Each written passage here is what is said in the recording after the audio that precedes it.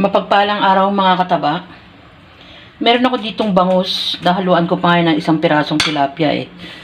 Meron ako ditong binabad. Binabad ko lang to sa suka. Konting toyo lang para medyo makulay ng konti. Suka, bawang, paminta, pampalasa na Ajinomoto. Binabad ko yan ng overnight. Mapapansin nyo nilagay ko sa plastic. Kasi kaya nilalagay ko sa plastic. Pwede naman sa container. No? Kasi mas nahahalo yung mga ingredients niya. Mas lumalasa. Kaya sa plastic ko siya nilalagay. Ayan. Hiniwa ko to nung malaking bangus kasi to. Ay, hiniwa ko yan ng dalawahan. Bali lumalabas yung bangus na yan. Medyo marami. Ipo-fried ko lang to. Itong ating binabad. Daing style.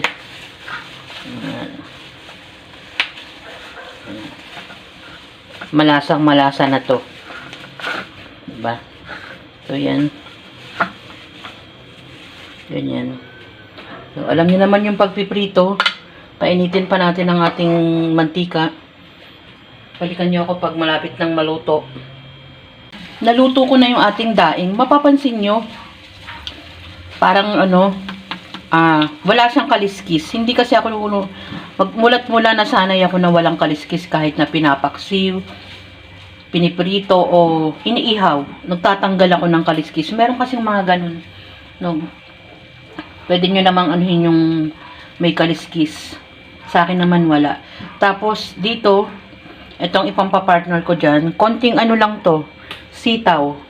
Papakuluan ko lang to ng konti. Iba-blanch ko ng konti sa yelo para hindi maglaps agad. So, yan. Meron akong pinapakulo ditong tubig.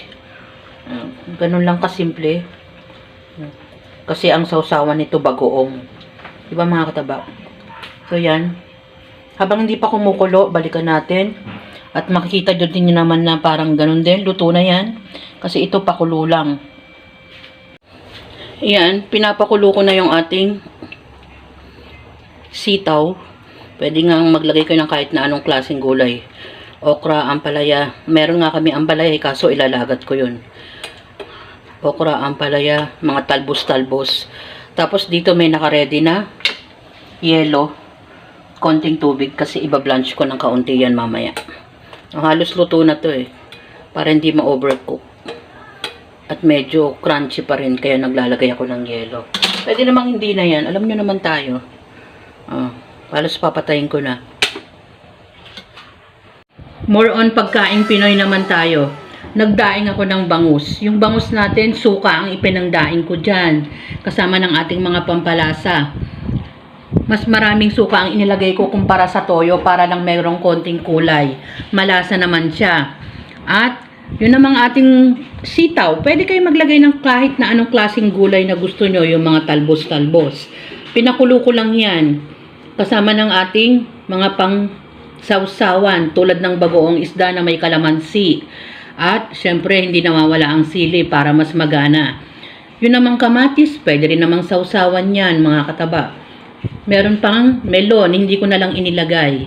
Yan ang ating dish ngayon, ng ating daing na bangus, sitaw, kamatis at bagoong isda. Enjoy, kumain at maging masaya. Kalimutan na natin ang diet. Salamat sa panunood! At bye! Ingat mga kataba!